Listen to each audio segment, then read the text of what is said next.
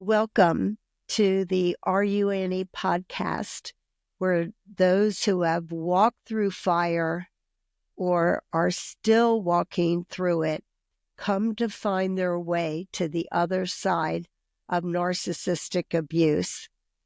I'm your host, Kyle Hackley, attorney, mother, grandmother, and author of Undercurrent, a novel about a young woman named Annie who breaks free from her narcissistic husband. I'd like to take the time I have with you today to acknowledge something very significant. I've received some incredibly kind comments from individuals outside the immediate focus of this podcast. People other than women in romantic relationships who have shared that they too are survivors of narcissistic abuse. And I want to take a moment to recognize them. Their stories matter just as much, and I deeply appreciate their willingness to share them. My focus has been on narcissistic abuse in romantic relationships because that's what I have personally seen and experienced, and I want to make it very clear. Narcissistic abuse is not limited to romantic relationships.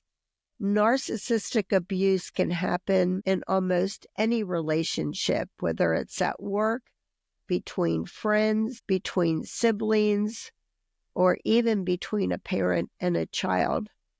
In other words, it can exist anywhere. And it doesn't matter if you're male or female, young or old, anyone can be subjected to it. Because narcissistic abuse isn't about who you are, it's about how the abuser operates. And no matter where it happens or who it happens to, the psychological damage it leaves behind is real, it's deep, and it's painful. You need to know that my goal here is to be authentic. One of my favorite quotes is, "With authenticity comes imperfection." To me, that means knowing my limits and staying true to what I personally know. I'm not a therapist, and I don't pretend to have all the answers, but I do know the stories I've been entrusted with, and I speak through those voices of the Annies who have asked me to be their vessels, and I'm so honored to do it through this podcast and through my book, Undercurrent. There's another significant matter that's been weighing on me, and it's the use of the word victim.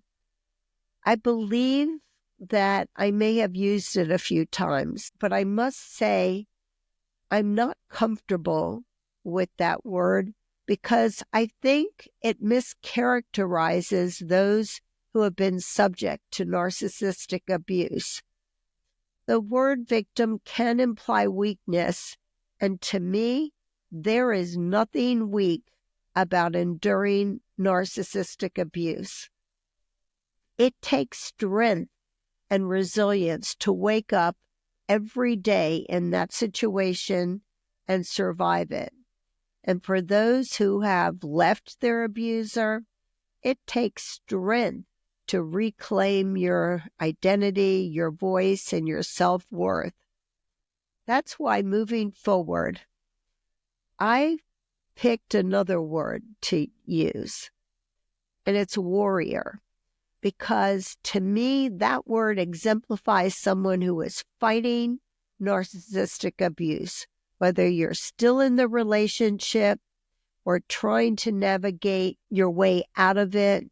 You are fighting to rebuild your life, and you're not a victim.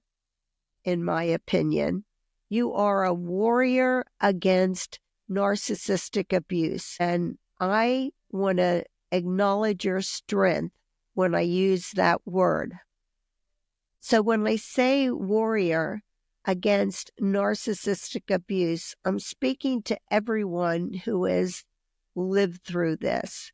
No matter where you are in your journey, whether you are still trapped in it or standing on the other side, you are a warrior against narcissistic abuse.